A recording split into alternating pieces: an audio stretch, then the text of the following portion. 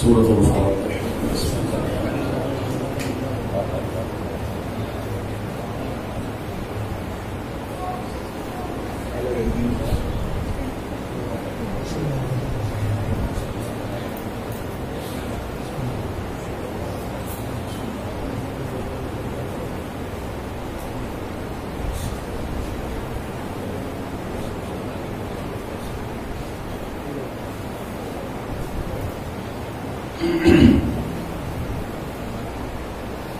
أعوذ بالله من الشيطان الرجيم. بسم الله الرحمن الرحيم. الحمد لله الذي جعل الحمد ثمنا لنعمائه ومعازا من بلائه وسبيلا إلى جنانه وسببا لزيادة إحسانه الذي ليس كمثله شيء وهو السميع البصير. الصلاة والسلام على الأول العدد العبد المؤيد والرسول المسدد المصطفى الأمجد والمحمود الأحمد وحبيب إله العالمين أبي القاسم محمد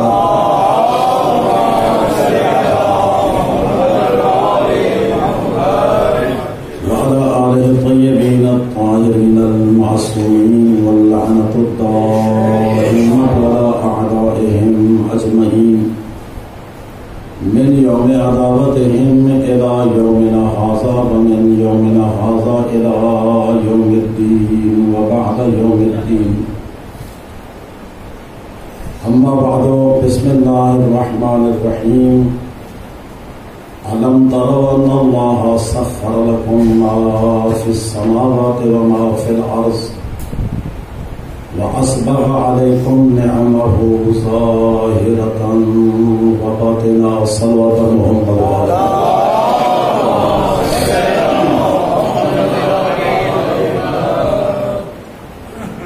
اس مجلس اعزا کی قبولیت کے لیے بآواز بلند صلوات.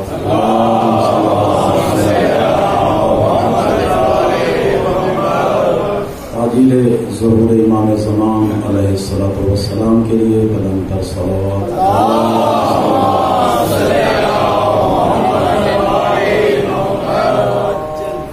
سردار شہیدہ حضرت امام حسین علیہ السلام بلند تر صلوات.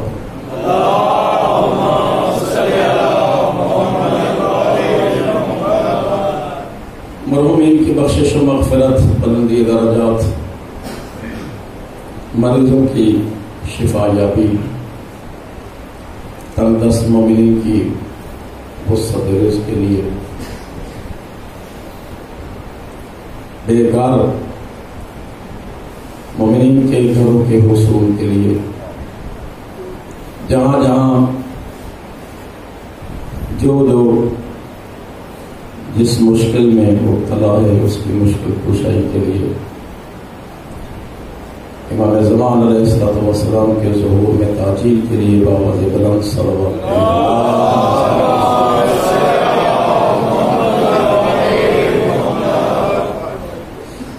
نعرہ تکبیر، نعرہ رسالت، نعرہ حیدری، حسینیت، یزیدیت، بآواز بلند صلوات.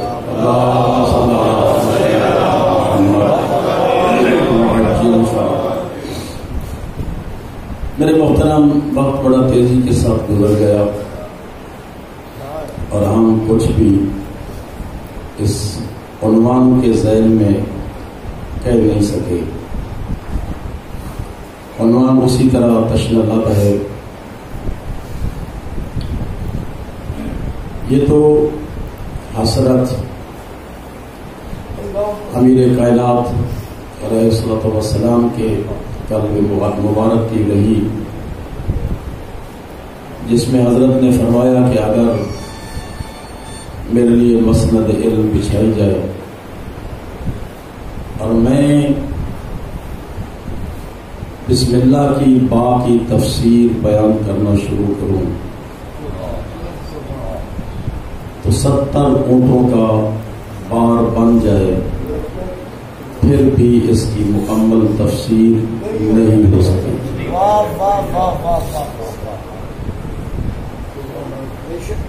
تو جب ہم امیر کائنات کو دیکھتے ہیں کہ اس قدر وضاحتیں دینے کے باوجود تشنہ-لب ہیں،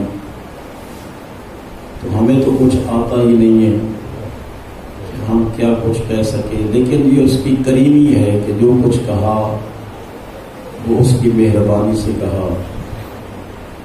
میں نے پہلے دن میں عرض کیا تھا کہ ایک حدیث کے 5 جملے ہیں، ان کی وضاحت کی جائے گی، لیکن ان میں ایک جملے پہ کچھ کہہ سکا ہوں 2-4 لمحات کے لیے، باقی اسی طرح تشنہ-لب ہیں۔ میرے دوستو، اس اللہ مہربان کی بہت بڑی مہربانی ہے ہم پر، جس نے ہمیں کسی اور کے دروازے کا بھکاری نہیں بلکہ اپنے دروازے کا سائل قرار دیا۔ یہ اس کی بہت بڑی مہربانی ہے۔ آپ دیکھتے ہیں کہ سائل جب کبھی ایک دروازے پہ بار بار آئے دھتکارا جاتا ہے، جھینکیں سننا پڑتی ہیں، لیکن یہ وہ کریم ہے کہ فرماتا ہے کہ میرا بندہ تو بار بار آ، اور جتنی بار آئے گا میں اتنی بار دوں گا۔ اور پھر نوبت تو یہ ہوتی ہے کہ جو زیادہ آتا ہے وہ اللہ اس کی تقریم بھی زیادہ کرتا ہے۔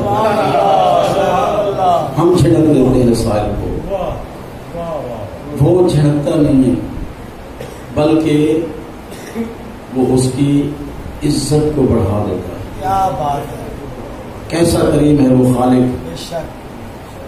اسی لیے میرے مصطفیٰ نے ارشاد فرمایا کہ تم اس مالک کا شکریہ ادا کرو کہ جس نے تمہارا رزق اپنے ہاتھ میں رکھا،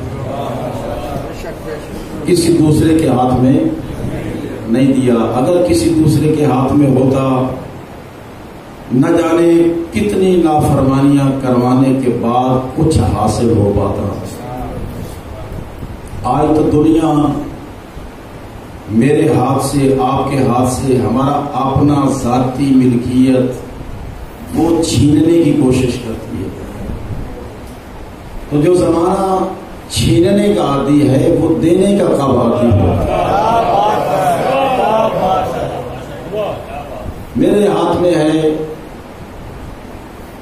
پہلے ہوتا تھا کہ تنہائی کے عالم میں لٹتا تھا انسان، لیکن اب تو گروہ در گروہ کی صورت میں بھی ہوں تب بھی لٹ جاتے۔ تو جو لوٹنے کے عادی ہیں وہ لٹوانے کے عادی کب ہوتے؟ اگر میرا رزق ان کے ہاتھ میں ہوتا قطعاً نہ ملتا۔ یا تو اس اللہ کا شکر ادا کرو کہ جس نے تمہیں آزادی کے ساتھ زندگی گزارنے کے لیے بہترین نعمت عطا کی ہے کہ اس نے رزق اپنے ہاتھ میں رکھا ہے۔ اگر تیرا مالک نافرمانی خدا پہ مجبور کرے، کبھی اس مالک کی اطاعت کر کے دیکھنا پہلے سے زیادہ ادا کرے۔ دنیا کا مالک مجبور کرتا ہے کہ 2 نمبری کرو، ہم کر دیتے ہیں، کیوں؟ روزی لگی ہوئی ہے، کہیں پریشان نہ ہو جائیں، جواب دے دے کر کیا بنے گا۔ اس کا مطلب یہ ہے کہ اس کے ایمان میں کمزوری ہے، اس کو اس مالک پر بھروسہ نہیں ہے۔ وہ فرماتا ہے کہ دنیا کے جتنے تبنگر ہیں، لینڈ لارڈ ہیں، امیر ہیں، ان کو چھوڑ، تو میری طرف دیکھ، اگر تو ان کی نافرمانی کرے گا میری اطاعت کی خاطر تو تیرے رزق کا ذمہ دار میں ہوں، تجھے میں عطا کروں گا۔ یہ سن کر جہاں پہ ہماری میڈیکل بہت ساری فیکٹریاں ہیں، وہاں پہ ایک صاحب میڈیسن بناتے تھے، تو وہ ایک دفعہ میرے پاس آئے تھے، کہتے ہیں کہ جی میرے مالک نے مجھے بڑا اصرار کیا ہے، زور دیا ہے کہ فلاں سیرپ میں چینی ملاؤ۔ جب اس کے چینی نہیں ملتی، اس میں دوسرے کیمیکل ہیں، تو اگر چینی ملائی تو یہ صحت کے لیے نقصان دہ ہے۔ میں کیا کروں؟ اگر نہیں ملاتا تو مالک فارغ کر دیتا، اور اگر ملاتا ہوں تو عوام الناس کی صحت سے کھیلنا ہے۔ مشورہ دیں، بڑا پریشان ہوں۔ میں نے کہا کہ پریشان نہ ہوں، مالک سے کہیں کہ جی میں تیری فرما برداری کی بجائے کہ غرض سے اس اپنے مالک کی نافرمانی نہیں کر سکتا۔ مجھے کہہ دیا کہ میں تیری فرما برداری کے حصول کے لیے اپنے مالک کی نافرمانی نہیں کر سکتا، لہذا میں لوگوں کی صحت سے کھیل نہیں سکتا۔ مالک نے کہا اچھا 12 دن کے بعد فارغ، مہینے سے 12 دن رہتے تھے وہ برابر نہیں بیچارا۔ آپ پھر کوئی دعا کروائیں کہ مالک نے فارغ کر دیا ہے۔ میں نے کہا جس کی اطاعت کی خاطر تو نے اس کی نافرمانی کی ہے، اب تیرے رزق کا وہ ذمہ دار ہے۔ کوئی دعا کی ضرورت نہیں ہے۔ کیوں؟ دعا کی بنیاد یہی ہے کہ تو نے اس کی نافرمانی کی اس لیے ہے تاکہ وہ راضی ہو جائے۔ جب وہ راضی ہو گیا تو سارے معاملہ ٹھیک ہو گئے۔ تقریباً 5-7 دن ہفتے کے بعد پھر آیا، وہ کہنے لگا مجھ سب اللہ نے بڑا کرم کیا ہے، پہلے سے دگنی تنخواہ پہ ایک اور فیکٹری میں جاب مل گئی۔ میرے دوستو، اللہ کا عظیم احسان ہے جس نے رزق اپنے ہاتھ میں رکھا ہے۔ دنیا ہاتھ سے چھیننے کے لیے ہر حربہ استعمال کر رہی ہے اور چھین رہی ہے۔ آغاز دنیا سے لے کر آج تک یہی ہے اور قیامت تک یہی رہے گا۔ ہر دنیا میں آنے والا دوسرے کے رزق پر نگاہ رکھتا ہے۔ قرآن میں پڑھ کے دیکھ لیں، وہاں بھی ایک قصہ موجود ہے کہ ایک کے پاس 99 بکریاں تھیں اور ایک کے پاس ایک ہے۔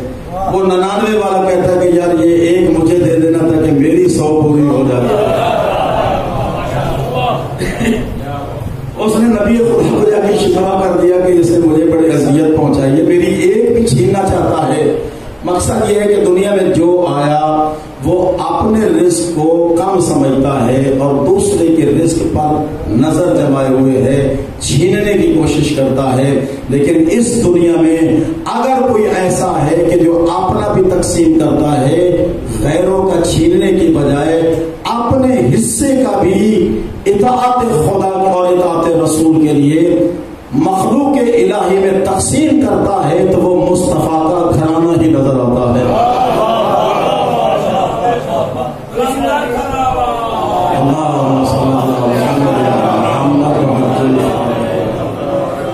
اپنے حصے کا ذاتی اللہ کی راہ میں تقسیم کر دیا۔ 1 دن 2 دن 3 دن، واقعے کی تفصیل آپ کی نگاہ میں ہے۔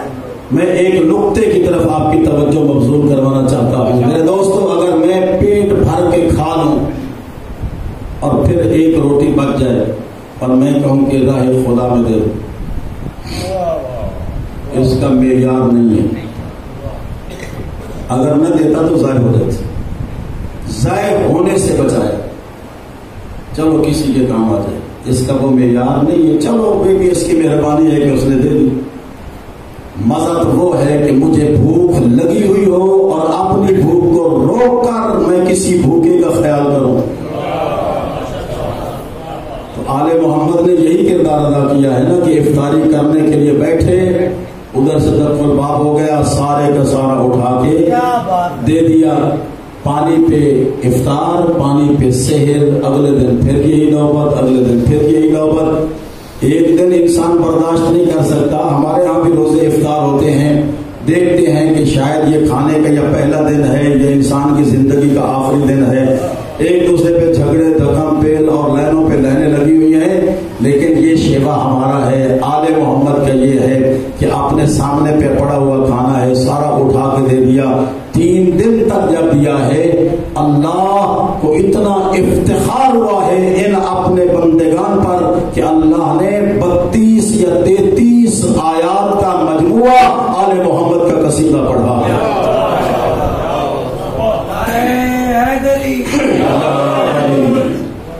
مکمل قصیدہ پڑھا۔ اور ایک کمال کی بات یہ ہے کہ یہ دیتے ہیں باوجود اس کے کہ اپنی خواہش بھی ہے کھانے کی۔ علی حبہ، یعنی محبت ہے، چاہتے ہیں کہ کھائیں، لیکن اپنی حب کو، اپنی چاہت کو پیچھے رکھا اور آنے والی کی خواہش کو مقدم رکھا، اٹھا کے دے دی۔ جب وہ جانے لگا تو اس نے کہا کہ یہ تو فطری بات ہے، اس نے کہا کہ اے آل محمد تمہارا شکریہ، تم نے مجھے بھوکے کو کھانا کھلا دیا۔ آگے سے جواب کیا دیا ہے؟ لا نريد منکم جزاء ولا شکورا، ہم نے نہ تو تم سے بدلہ لینا ہے، نہ تمہارا شکریہ کرنا ادا قبول کرتے ہیں، نہ ہمارا شکریہ ادا کرو نہ ہم بدلہ لیں گے۔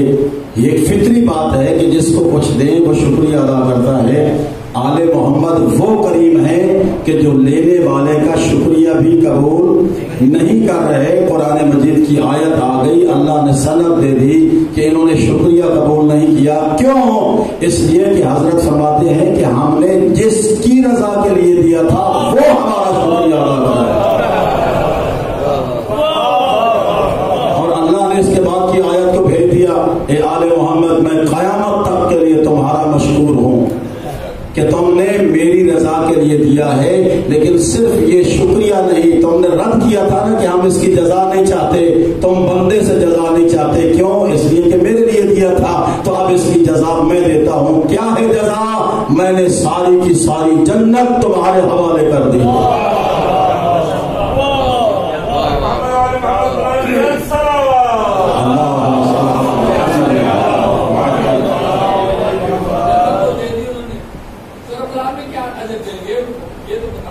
انشاءاللہ میں اس کی عرض کروں گا، صلوات پڑھے بلند آواز کے ساتھ۔ اللہم صل علی محمد۔ تو عرض کرنے کے مقصد یہ ہے کہ اس کریم کی مہربانی اور اس کی ذات کے جود و سخا کو سمجھیں کہ وہ کتنا مہربان ہے میرے ساتھ۔ جتنی معرفت اللہ کی ذات کی بلند ہوگی، اب دیکھیں کہ سجدے کا لطف کتنا آئے گا۔ یہ ہم جاتے ہیں نا، ہماری ایک عادت ہے، عادت، ہم وہ عادت پوری کرتے ہیں۔ آج نماز نہیں پڑھی، سکون نہیں آیا، جائیں گے سکون آ جائے۔ وہ ہماری زبان پہ ایک چڑھے ہوئے جملے ہیں، پڑھتے نماز ہیں، خیال ہمارا کہیں اور ہوتا ہے۔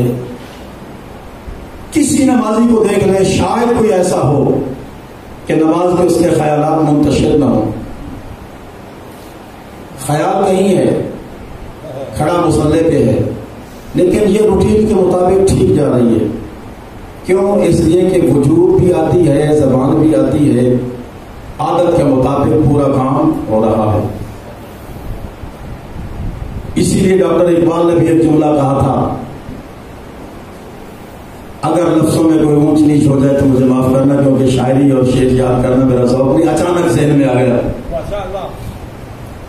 گرتے ہیں سجدوں میں ہم اپنی آرزو کی خاطر، اپنی خواہشات کی خاطر، کبھی اس کی رضا کے لیے گر کے دیکھ کہ وہ عطا کیا کرتا ہے۔ ہم یہ سجدے کرتے ہیں اپنی خواہشات کے لیے۔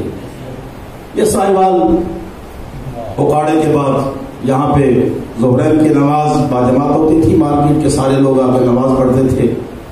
ایک دن ایک صاحب ذرا لیٹ ہو گئے، نماز ہو چکی، آئے تو دیکھا کہ صفیں بکھر گئی ہیں، نماز ہو گئی، تو اس نے بیٹھ کے رونا شروع کر، بڑا روئے، میری نماز قضا ہو، میری نماز رہ گئی باجماعت۔ تو ساتھیوں نے کہا کہ بھائی ٹھیک ہے، یا تو جلدی آ جاتا، یا یہ ہے کہ کل ذرا جلدی آنے کی کوشش کرنا تاکہ نماز باجماعت پڑھ سکو۔ انہوں نے کہا وہ معاملہ تو اپنی جگہ پہ ٹھیک ہے، میں آئندہ ٹائم سے آ جاؤں گا، لیکن جو آج میرا نقصان ہوا ہے وہ کیسے پورا ہوگا؟ انہوں نے کہا وہ کیا نقصان؟ کہا کہ جب نماز پڑھتا تھا نا تو مول صاحب کے پیچھے چل رہے ہیں جیسے مول صاحب جا رہے تھے، اور اسی دوران میں اس وقت تک جس کسی کا کوئی دینا تھا وہ بھی یاد کر لیتا تھا، جو لینا تھا وہ بھی یاد کر لیتا تھا۔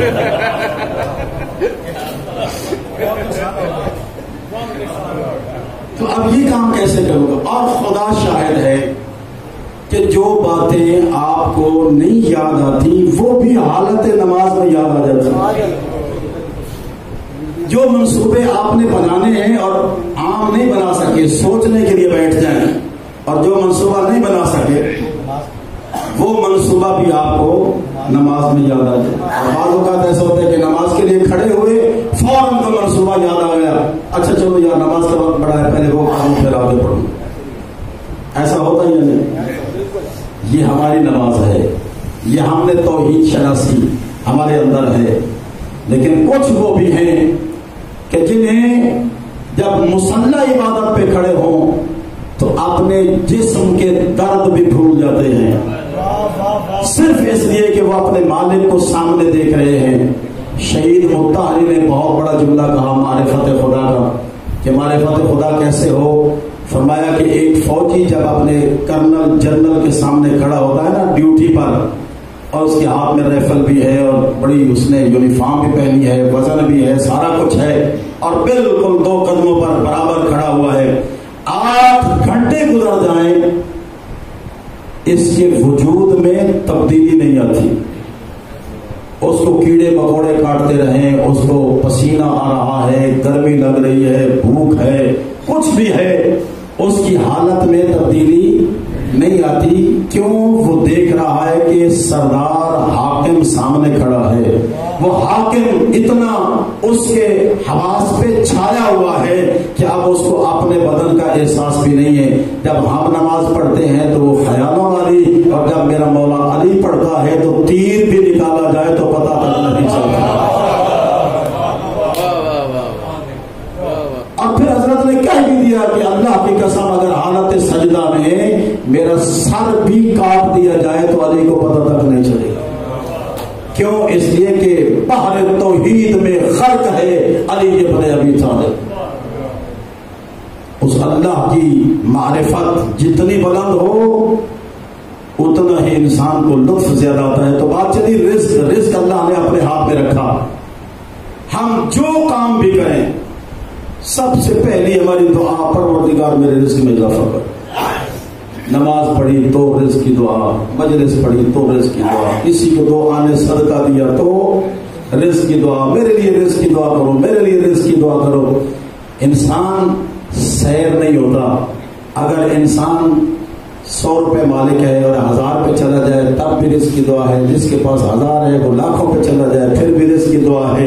اگر وہ کروڑوں پہ چلا جائے پھر بھی رزق کی دعا ہے. لیکن ہم نے کبھی یہ نہیں کہا کہ پروردگار مجھے کیسا رزق عطا کر. رزق مانتے ہیں، رزق کی حیثیت و کیفیت کو مد نظر کبھی نہیں رکھا. ایک شخص ہے وہ غلاف کعبہ تھام کے ہماری طرح دعا کر تھا، پروردگار مجھے اتنا رزق عطا کر، اتنا رزق عطا کر، اتنا رزق عطا کر. حضرت صادق آل محمد نے دیکھا کہ بندہ غلاف کعبہ سے چمٹ کر رزق کی دعائیں کر رہا ہے. حضرت نے کندھا ہلایا، او سائل جس کے دروازے پہ کھڑا ہے وہاں پہ پہلے اپنا سوال درست کر. پہلے اپنا سوال درست کر. یا رسول اللہ میرا سوال غلط ہے؟ فرمایا ہاں تیرا سوال غلط ہے. کیسے درست ہے؟ آپ ہی ارشاد فرمائیے. حضرت نے فرمایا ایسا نہ کہے کہ مجھے رزق عطا کر، مجھے رزق عطا کر. غلاف کعبہ تھام کے اس سے مانگ رزق، لیکن ان لفظوں میں کہ پروردگار مجھے ایسا رزق عطا کر جو مجھے دین سے دور نہ لے جائے.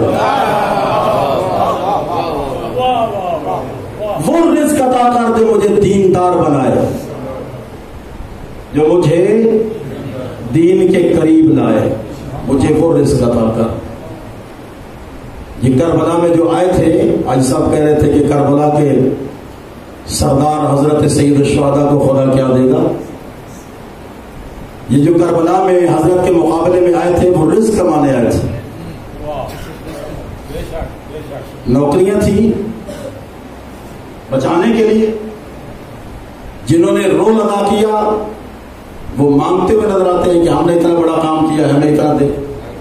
یہ سارے رزق کی تلاش میں آئے تھے نا. رزق تو ملا ہے ان کو، لیکن اس کے عوض میں کیا ملا ہے؟ رزق مل گیا ہے، اس کے عوض میں کیا ملا ہے؟ اس کے عوض میں حسین ابن علی نے اس خبیث رزق کے عوض میں میرے آقا نے یہ انعام دیا ہے کہ قیامت تک کے لیے تم مردہ باد رہو گے، حسین زندہ باد رہے گا۔ نعرہ تکبیر، اللہ اکبر، خالق کا نام بلند دے، اونچی آواز سے جواب دے، نعرہ تکبیر، اللہ اکبر، نعرہ رسالت، یا رسول اللہ، نعرہ حیدری، حیدری، مسعودی محمد وآل محمد بلند تر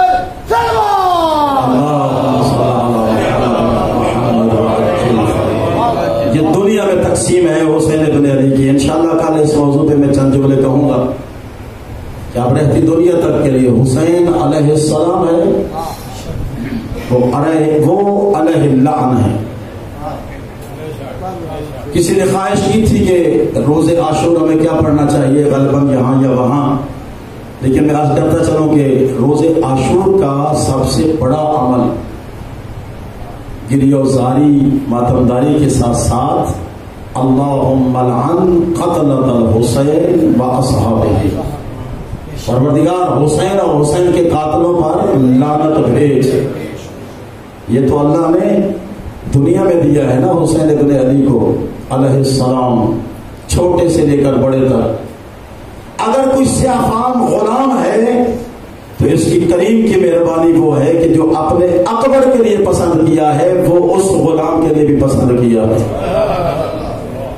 اور آخرت میں خدا نے کیا دیا ہے، انبیاء بھی حسین ابن علی کے جنت میں رعایا نظر آتے ہیں۔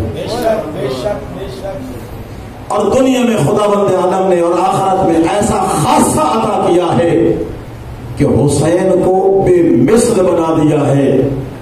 کوئی بھی رہتی دنیا تک حسین ابن علی کی مثال بھی نہیں بن سکتا۔ انفرادیت ہے میرے مولا کی۔ جب اس مالک کی معرفت کما حق و انسان کے دل میں بیٹھ جائے تو پھر وہ لطف، میں نے کہا تھا کیسے آتا ہے انسان کو لطف، ایک سجدہ بھی کرے گا تو لطف اٹھائے گا۔ پیغمبر اسلام مسجد النبی میں نماز پڑھا رہے ہیں باجماعت، صحابہ کرام کا مقدس ترین مجمع جو پیغمبر کے سبھی سے نماز پڑھ رہا ہے۔ ایک بدو آیا بیچارہ، اس نے اسلام قبول کیا، پہلی نماز پیغمبر کی ابتدا میں پڑھنے لگا، معرفت توحید سے سرشار تھا۔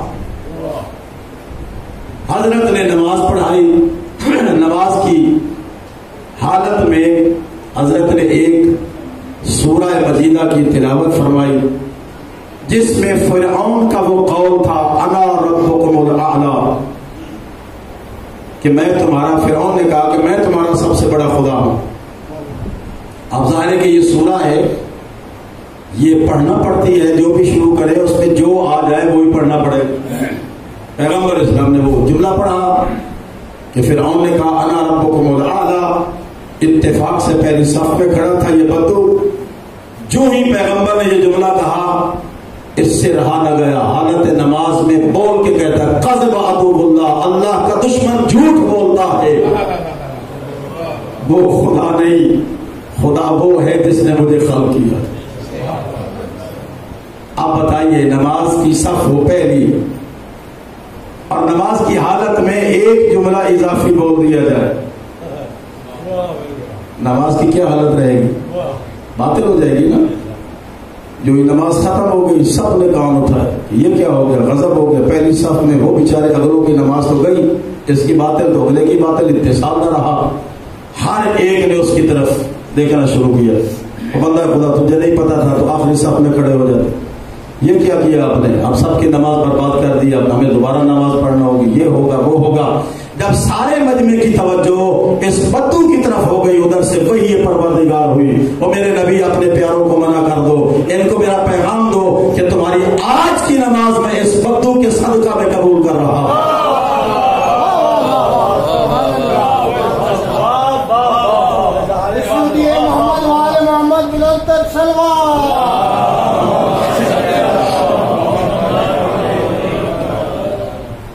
یہ معرفت توحید ہے۔ اس کو نہیں پتا تھا بیچارے کو کہ بولنے سے نماز باطل ہو جائے، جب پتا چل جائے تو پھر پابندی لازم۔ ارادے میں تھا کہ میں حضرت ابراہیم کا وہ تیسرا مرحلہ آپ کے سامنے رکھوں، لیکن میں آج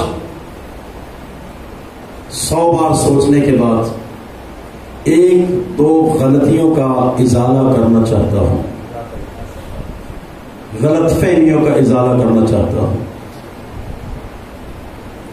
اگر کسی کو ناگوار گزرے تو معذرت خواہ ہوں۔ پہلی غلطی، ہم نے بعض مراجع کے فتاوی کو لے کر مقابلے میں اپنے فتوے بھی جاری کیے ہیں۔ ہم نے اپنے فتوے جاری کر دیے۔ اس موضوع سے پہلے میں آپ کو ایک چھوٹا سا واقعہ بتا دوں۔ علی ابن یقطین کو جانتے ہیں؟ اسی طرح جناب زرارہ کا واقعہ بھی ہے، اور زرارہ وہ ہے کہ جس کے متعلق آپ کے اور میرے چھٹے امام نے فرمایا کہ اگر یہ 6 آدمی نہ ہوتے تو دین مصطفیٰ مٹ جاتا۔ اور علی ابن یقطین نے مولا موسیٰ کاظم رضا کاظم علیہ السلام کی مشاورت سے وزارت قبول کی۔ انتہائی معتقد اور اطاعت گزار ہے، لیکن اچانک امام کا خط آ گیا، علی آج سے وضو اہل سنت والا کرنا، نماز اہل سنت والی پڑھنا۔ بیچارہ گھبرا تو گیا اندر سے کہ پتہ نہیں مجھ سے کو خطا ہو گئی، مجھے مذہب سے خارج کر دیا ہے، اپنی ولا سے خارج کر دیا، لیکن خط ملا نا امام کا، اسی وقت سے وضو بھی وہی کیا اور نماز بھی وہی پڑھی۔ چند دنوں کے بعد پھر امام کا خط آ گیا، علی ابن یقطین آپ واپس لوٹ جاؤ، وضو بھی ہمارا، نماز بھی ہماری۔ سمجھ نہ سکا کہ اس میں علت کیا ہے، وجہ کیا ہے۔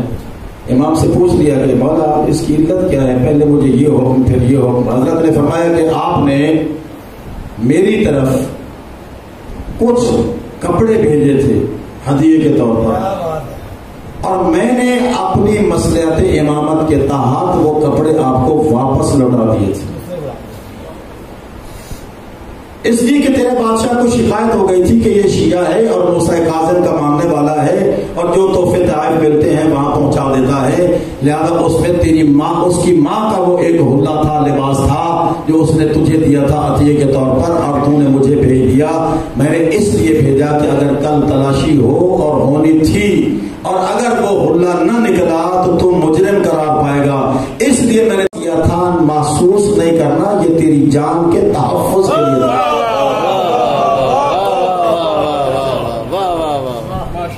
اور وضو کا یہ حکم بھی اسی لیے دیا ہے کہ اسی دوران نے بادشاہ نے جاسوس مقرر کیے ہیں جو تجھے دیکھ رہا تھا، شکایت ملی تھی کہ یہ شیعہ ہے، تو تیرے وضو کو بدل دیا تاکہ تیری جان محفوظ رہے۔ جب جاسوسوں نے اپنا کام مکمل کر لیا تو میں نے تجھے واپس اپنے دروازے پہ بلا لیا۔ آپ اس سے اندازہ کریں کہ آپ کے امام کو اپنے وجود کی کتنی بڑی ضرورت ہے۔ اور اطاعت کسے کہتے ہیں؟ اطاعت اسی کو کہتے ہیں کہ جو حکم آ جائے بلا چوں چرا اس پہ عمل کیا، ادھر ادھر نہیں، جو کہا اس پہ عمل کرو۔ اگر تھوڑا سا دل میں کوئی ملال آ گیا، شک پیدا ہو گیا، اطاعت کی منزل سے گر جائے۔ کامل مطیع تب ہیں جب اس پر مکمل عمل بھی ہو اور دل صاف بھی ہو۔ ہمارے، میں دعوے سے کہتا ہوں 99% ہمارے مومنین کو پتہ ہی نہیں ہے کہ آقا رہبر نے زنجیر زنی سے منع کیوں کیا اور حافظ بشیر حسین نے آرڈر کیوں دیا۔ اور آج اس زنجیر زنی کو اپنے اپنے لفظوں میں پیش کیا جاتا ہے کہ جی وہ منع کیا جاتا ہے، یہ نہ کرو، بلڈ بینک میں جمع کرا دو، یہ کرو وہ کرو۔ میرے دوستو، میرا علم اتنا ہے کہ میں صرف اپنے گھر کے حالات کو جانتا ہوں، کیا بات ہے، میں دنیا کے حالات کو نہیں جانتا۔ لیکن آقا رہبر وہ ہیں کہ جو دنیا عالم کے حالات سے آگاہ ہیں، کہاں پہ کیا ہو رہا ہے۔ انہوں نے وہ پہلا فتویٰ آج سے تقریباً 25 سال پہلے اندازے کے مطابق، ہو سکتا ہے 2-4 سال نیچے اوپر ہو، 25 سال پہلے مجھے بڑا یاد ہے کہ میں اس وقت ظفروال کے ساتھ ایک مروان جگہ تھی، وہاں پہ میں پڑھ رہا تھا اور وہ اخبار میں باقاعدہ شائع ہوا اور میرے سامنے رکھا گیا کہ یہ دیکھو یہ فتویٰ ہے۔ اگر کسی کے پاس ریکارڈ ہو یا اخبار نکال کے دکھائیں تو فتوے میں انہوں نے یہ نہیں فرمایا کہ زنجیر زنی کرنا حرام ہے، حرام نہیں کہا اور اب بھی حرام نہیں کہا۔ وہی فتویٰ ہے کہ زنجیر زنی کرنے سے بہتر ہے کہ بلڈ بینک میں خون جمع کروا دے، اس میں یہ تھا، آج بھی یہ کیوں کہا؟ میرے دوستو ذرا غور سے فکر سے اس مسئلے کو سمجھنا۔ ان دنوں میں روس کی ریاستیں تاجکستان، ازبکستان وغیرہ وغیرہ یہ روس کے تسلط سے آزاد ہوئی۔ ایران نے اپنے وفد بھیجے تاکہ ان کو وہاں پہ کام کرو اور ایران کا ہم خیال بنانے کی کوشش کرو اور ہو سکے تو ان کے مذہب کی پرچار کرو۔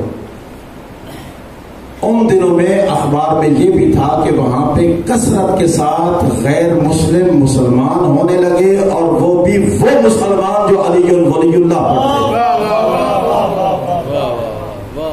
شیعت بڑی تیزی کے ساتھ پھیلنے لگی۔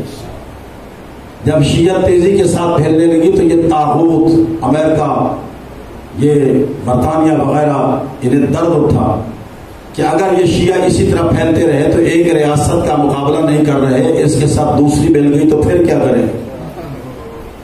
انہوں نے اس مذہب کی ترویج کو روکنے کے لیے وہاں پہ ہماری ویڈیو ماتم داری کی، کمر زنی کی، زنجیر زنی کی، یہ جا کے ویڈیو وہاں پہ دکھائے کہ تم کس مذہب کو تسلیم کر رہے ہو، اس مذہب کو۔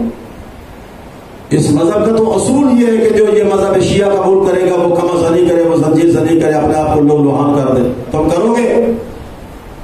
کافر ہے وہ دیکھ کے ڈر گیا کہ یہ ایسے معاشی لوگ ہیں کہ اپنے آپ کو چھلنی کر رہے ہیں، لہذا اس مذہب کا کوئی فائدہ نہیں، ہم اس مذہب کو قبول نہیں کرتے۔ جہاں پہ وہ تسلسل گاڑی کا جا رہا تھا ترویج مذہب کا، وہیں پہ رک گیا۔ وہاں کے وفود نے آغا راہبر کو مطلع کیا کہ جناب بڑی تیزی کے ساتھ شیعت پھیل رہی تھی، لیکن یہ مسئلہ پیدا ہو گیا۔ آغا راہبر نے فوری طور پر الیکٹرانک میڈیا، پرنٹ میڈیا پر اپنا فتویٰ دیا کہ میں مذہب شیعہ کو، مکتب جعفریہ کو یہ فتویٰ دے رہا ہوں کہ وہ زنجیر زنی کر کے خون ضائع کرنے کے بجائے بلڈ بینک میں جمع کرو۔ اب وہ کفار پسند کرتے ہیں کہ یہ بلڈ ضائع نہ ہو، کسی کے کام آئے۔ ان کو یہ معلوم نہیں ہے کہ جو زنجیر زنی کرتے ہیں ان قطروں کو بھی لینے کے لیے معصومین تشریف لاتے ہیں۔ ان کو کیا معلوم تھا؟ جب یہ فتویٰ جاری ہوا تو انہوں نے سوچا کہ جو ان کا سب سے بڑا لیڈر ہے، آغا سیستانی بھی لیڈر ہے، مجتہد ہے، آغا حافظ بشیر حسین صاحب بھی ہیں، باقی بھی بہت سارے ہیں، لیکن جتنا چرچا، جتنی شہرت آغا راہبر کی ہے عالمی سطح پر، اتنا چرچا، اتنی شہرت نہ سیستانی کی ہے نہ حافظ بشیر حسین کی ہے۔ حافظ بشیر حسین کو فقط وہ جانتے ہیں جن کا جو ان کے مقلد ہیں، آغا سیستانی کو وہ جانتے ہیں جن کے ان کے مقلد ہیں، اور جو آغا راہبر صاحب ہیں وہ مسلم، غیر مسلم، حتیٰ کہ ملحد لوگ بھی جانتے ہیں کہ مذہب شیعہ کے رہنما کا نام کیا ہے۔ اب جب دوسری حکومتوں کو فتویٰ لینے کی ضرورت پڑے تو وہ فتویٰ حافظ بشیر حسین صاحب سے نہیں لیتے حکومتیں، وہ آغا سیستانی صاحب سے فتویٰ نہیں لیتے، وہ آغا راہبر سے فتویٰ لیتے ہیں۔ وہ یہ سمجھتے ہیں کہ آغا راہبر سب سے بڑے لیڈر ہیں قوم شیعہ کے اور مسئلہ کے اسلام کے، لہذا وہاں سے جا کے فتویٰ لیتے ہیں۔ تو انہوں نے فتویٰ دے دیا۔ اب یہ ہوا نتیجہ کہ جو رکے ہوئے تھے انہوں نے سوچا کہ جو سب سے بڑا لیڈر ہے وہ تو منع کر رہا ہے، اس کا مطلب یہ ہوا کہ یہ زنجیر زنی کرنا کوئی جزو لازم نہیں ہے۔ اور اس کے بعد پھر تشیع پھیلنا شروع ہوئی۔ اب جن کو نہیں پتا تھا انہوں نے تو اسی بات کو لے لیا، اگر راہبر نے منع کر دیا، اگر راہبر نے منع کر دیا، اگر راہبر نے منع کر دیا، اور پھر اس کے بعد حافظ بشیر سے صاحب نے فتویٰ دیا کہ نہیں کوئی حد نہیں ہے. وہ وجہ یہی ہے کہ وہ عالمی فتویٰ تھا اور یہ مقلدین کا فتویٰ ہے. اس میں جھگڑا کیا ہے؟ کس کو کیا پریشانی ہے؟ جو آغا رہبر کا مقلد ہے وہ نہ کرے، جو حافظ بشیر کا ہے وہ تقلید کرتا رہے. اس میں اختلاف کیا ہے؟ آپس میں جھگڑے کرنا اور ایک دوسرے کو بدزبانی سے بولنا، اس کا فائدہ کیا ہے؟ میرے محترم، ہماری مرجعیت وہ ہے کہ جس نے یہ دین مصطفیٰ سے لے کر ہم تک پہنچایا ہے. آغا رہبر کہہ رہے ہیں کہ نہ مانو زنجیر زنی، نہ کرو زنجیر زنی اور بلڈ بینک میں جمع کروا دو. کبھی یہ بھی سوچا ہے کہ دختر پیغمبر کے حرم کی حفاظت کس نے کی ہے اور کتنی جانیں وہاں پہ قربان کی ہیں؟ کبھی کسی نے منبر سے یہ بھی کہا ہے کہ آگے بڑھو، جا کے بنت پیغمبر کے حرم کی حفاظت کرو. خدا نخواستہ اگر یہ تاش پہنچ جاتے حرم جناب سیدہ میں، کیا آپ توقع کر سکتے ہیں کہ قبر نہ کھو دی جاتی؟ کیا آپ تصور کر سکتے ہیں کہ جسد مبارک کی توہین نہ ہوتی؟ اس کا تحفظ کس نے کیا ہے؟ اسی آغا رہبر نے جس نے زنجیر زنی نہ کرنے کا مشورہ دیا تھا. یہاں تو صرف چند قطرے خون نکالنے تھے، وہاں تو سینکڑوں نوجوان قربان کر کے بنت پیغمبر کا مزار مبارک کی حفاظت کر کے وہاں پہ نعرہ لگایا گیا ہے لبیک یا زینب. اور یہ اندازہ دیا ہے کہ اے مخدرہ عصمت، یہ نہ سمجھنا کہ یہ کربلا ہے اور تو تنہا ہے. آج تیرے ہزاروں پروانے زندہ ہے، جب تک ہماری جانوں میں جان ہے وہ تیری قبر کی طرف دیکھ ہی نہیں سکتا. اس احسان کو بھول گئے میرے دوستو. نہ اس فتوے میں اختلاف ہے نہ اس فتوے میں اختلاف ہے، یہ صرف اور صرف سمجھنے کا اختلاف ہے، معرفت کا اختلاف ہے. اس مذہب کے لیے بڑی قربانیاں دی ہیں علماء نے، مجتہدین کرام نے. یہ ایران جو اس وقت شیعہ اسٹیٹ بنی ہوئی ہے اور پوری دنیا پہ چھائی ہوئی ہے، یہ کیسے شیعہ ہوئے تھے؟ معلوم ہے کہ اس کو کس نے شیعہ کیا تھا اور کیسے شیعہ ہوئے تھے. یہ ابتدا سے تو بنی عباس کا دارالخلافہ تھا، تو اچانک یہ مکتب جعفریہ کا دارالخلافہ کیسے بنا؟ اس میں بھی ایک عالم کا کردار ہے. شاید میرے دوستوں کو کچھ پتہ نہ ہو، میں عرض کر دوں. صلوات پر محمد و آل محمد. اللہم صلی علی محمد. وہ یہ ہوا کہ شہنشاہ ایران نے اپنی اہلیہ کو طلاق دے دی. سنی اسٹیٹ غصے میں طلاق دے دی، جیسے ہوتا ہے طلاق طلاق طلاق فرق نہیں. لیکن اب الحمدللہ یہ مکتب جعفریہ کی حقانیت کی دلیل ہے کہ وہ بھی ہمارے طلاق کے سلسلے کو قبول کرنے پہ مجبور ہے. طلاق دے دی، محبت بڑی تھی بیوی کے ساتھ، خوبصورت بھی ہے. دینے کے بعد پریشان ہو گیا کہ میں نے کیا غلطی کی ہے. چھوٹی بڑی غلطی تو ہوتی رہتی ہے، میں نے اتنا بڑا قدم اٹھا دیا. قصہ طویل ہے لیکن مختصر. اپنے علماء کو بلایا، اس کا کوئی حل؟ انہوں نے کہا وہی ایک ہے جو صدیوں سے چل رہا ہے. وہ ایک حل ہے. میں وہ بےہودہ لفظ بھی یہاں بولنا پسند نہیں کرتا. اسی کے ذریعے سے حل ہو سکتا ہے. اس نے کہا یہ تو میری غیرت گوارا نہیں کرتی، میری غیرت گوارا نہیں کرتی. مالکیوں سے پوچھا، شافیوں سے پوچھا، دوسرے سے پوچھا، تیسرے سے پوچھا، کوئی پتہ نہیں. اس نے پوچھا کوئی اور مذہب بھی ہے اسلام میں؟ یعنی اس وقت تشیع اتنا مخفی تھا کہ بادشاہ ہونے کے باوجود نہیں جانتا کہ شیعہ بھی مذہب ہے. کوئی اور مذہب بھی ہے؟ کہا ہاں ہے تو صحیح، رافضی انہیں کہتے ہیں. اور ہمیں رافضی کہا جاتا ہے. بعض لوگ پریشان ہو جاتے ہیں کہ مجھے رافضی کہہ دیا. آپ کے 5ویں امام کہتے ہیں کہ جب مجھے کوئی رافضی کہے تو مجھے خوشی ہوتی ہے. امام فرمایا مجھے کوئی رافضی کہے تو مجھے خوشی ہوتی ہے. مولا کیوں؟ ہمیں تو گالی لگتی ہے. حضرت نے فرمایا کہ رافضی کا مطلب ہے طاغوت کا انکار کرنا اور حق کو قبول کرنا. اس کا مطلب یہ ہے کہ جس کو نافذی کہا جا رہا ہے وہ طاغوت کا انکار کر رہا ہے اور حق کو قبول کر رہا ہے. تو اگر دشمن اپنی زبان سے اقرار کر لے کہ طاغوت کا یہ انکار کرتا ہے حق کو قبول کرتا ہے تو اس سے بڑی سند آپ کو اور کیا چاہیے. اس نے کہا بلاؤ اس مذہب کو. اس کا کوئی عالم انہوں نے کہا جی ایک ہے نجف میں رہتا ہے علامہ ہلی. میں کہا بلاؤ اس کو. وہ گئے, وفد گیا, لیکن انہوں نے فرمایا کہ ٹھیک ہے جی آپ جائے, میں فلاں تاریخ کو پہنچ جاؤں.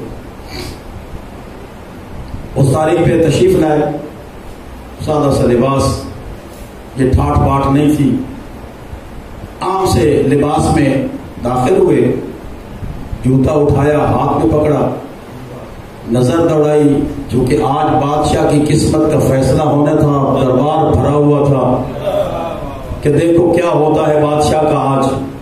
تو دیکھا تو بھرے دربار میں ایک سیٹ فارغ نظر آئی جو بادشاہ